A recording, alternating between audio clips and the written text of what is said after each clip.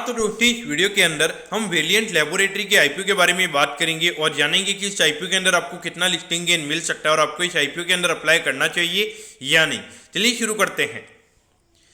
तो देखिए सबसे पहले अगर हम यहाँ पे आईपीओ की डिटेल्स के बारे में अगर हम बात करेंगे तो देखिए 27 तारीख को ये आईपीओ में ओपन होता हुआ नजर आएगा और 3 तारीख को ये आईपीओ में क्लोज होता हुआ नजर आएगा। अब अगर हम इश्यू साइज की अगर हम बात करेंगे तो देखिए 152 करोड़ के लगभग का हमें यहाँ पे कंपनी का इश्यू साइज यहाँ पे नजर आता है और ये जो पूरा पैसा है ये कंपनी के पास में हमें जाता हुआ नजर आएगा। यानी कि जो यहाँ पे कंपनी के प्रमोटर्स है वो हमें कोई भी अपना स्टेक हमें यहाँ पे बेचते हुए नजर नहीं आ रहे हैं। तो देखिए 152 करोड़ का अमाउंट हमें उनके पास जाता हुआ नजर आएगा और ये जो कंपनी है इनको यहाँ पे स्पेशलिटी केमिकल्स का उनको एक मैन्युफैक्चरिंग यूनिट उनकी जो सब्सिडरी कंपनी है उसके ना यहाँ पे उन्हें एक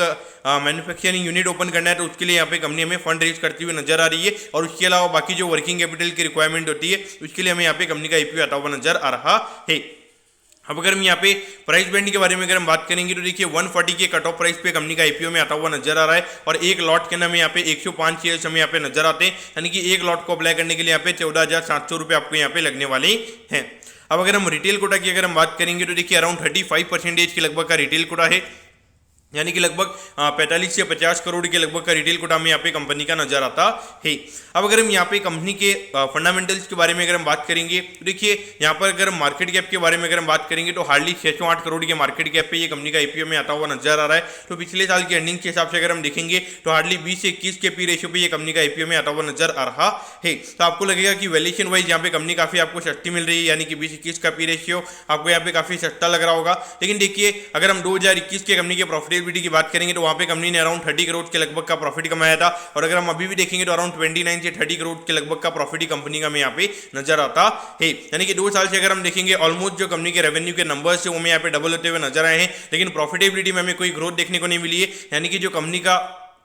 जो एडिशनल रेवेन्यू हमें देखने को मिल रहा है वो कहीं ना कहीं मार्जिन को कॉम्प्रोमाइज करके हमें यहाँ पे जो कंपनी के रेवेन्यू के नंबर्स हैं वो हमें यहाँ पे बढ़ते हुए नजर आ रहे हैं। अब अगर हम यहाँ पे देखेंगे तो देखिए छोटा आईपीओ यहाँ पे कोई एंकर बुक भी नहीं है, लगभग 50% के बाद में सीधा क्यूआईबी के पास में जाएगा। वो भी हमें यहाँ पे मार्केट में जब ये लिस्टिंग होगी तो उसके बाद में वो भी हमें यहाँ पे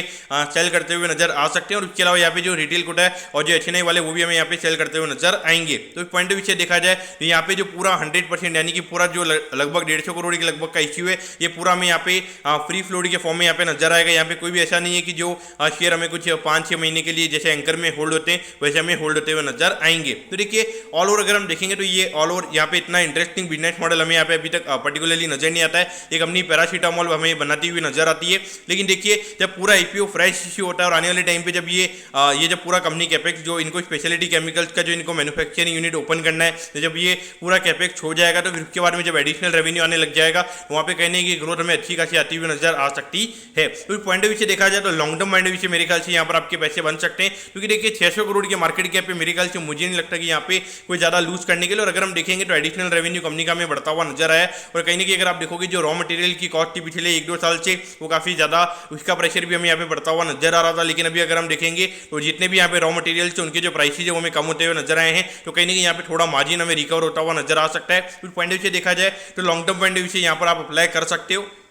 लेकिन देखिए कुछ ज़्यादा एक्स्ट्राऑर्डिनरी आपने एक्सपेक्ट नहीं करना चाहिए। भली छोटा मार्केट गैप है, मेरे ख्याल से अगर आपको थोड़ा 25-30% सीएजीआर का रिटर्न के पॉइंट ऑफ व्यू से अगर आपको देखना है तो पॉइंट ऑफ व्यू से आप यहाँ पे अप्लाई कर सकते हो। मेरे ख्याल से 4-5 साल के पॉइंट ऑफ व्यू से तो मैं नहीं बोलूँगा, लेकिन एक छोटा मार्केट गैप है, मुझे लगता है कि 2 से 3 साल के नजरिए से आपको यहाँ पे अप्लाई करना चाहिए। अगर 2-3 साल में अगर आपके पैसे यहाँ पे डबल होते तो मेरे ख्याल से वहाँ पर आपने निकल जाना चाहिए। बाकी अगर मैं लिस्टिंग गेन के पॉइंट ऑफ व्यू से अगर मैं बात करूँगा तो देखिए छोटा इश्यू है, यहाँ पे डेफिनेटली हमें डिमांड देखने को मिलेगी, लेकिन एक जो मुझे दिक्कत ये लगती है कि यहाँ पे लिस्टिंग के दिन हमें यहाँ पे सब लोग सेल करते हुए नजर आएंगे। तो हो सकता है कि यहाँ पे जो क्यूआईबी इन्वेस्टर्स है वो भी हमें यहाँ पे सेल करते हुए नजर आएंगे। तो कहीं ना कहीं यहाँ पे थोड़ा कॉशियस रहना चाहिए, ये नहीं मान के चलना चाहिए कि ये कंपनी हमें नीचे लिस्ट होती हुई नजर नहीं आ सकती क्योंकि छोटा इश्यू है। लेकिन देखिए जब सब सेल करने आते हैं तो वहाँ पे कहीं ना कहीं इश्यू नीचे भी लिस्ट होता हुआ नजर आ सकता है। लेकिन देखिए प्रॉफिटेबल है, मेरे ख्याल से थोड़ी बहुत डिमांड यहाँ पे रहेगी। तो पॉइंट ऑफ व्यू से मेरे ख्याल से लिस्टिंग गेन के पॉइंट ऑफ व्यू से यहाँ पर अप्लाई किया जा सकता है। मुझे लगता है कि लगभग 15-20% के प्रीमियम के लगभग ये कंपनी लिस्ट होनी चाहिए, उससे ज़्यादा का प्रीमियम मैं पर्टिकुलरली ये कंपनी को नहीं दूंगा। यानी कि मुझे नहीं लगता कि ये कंपनी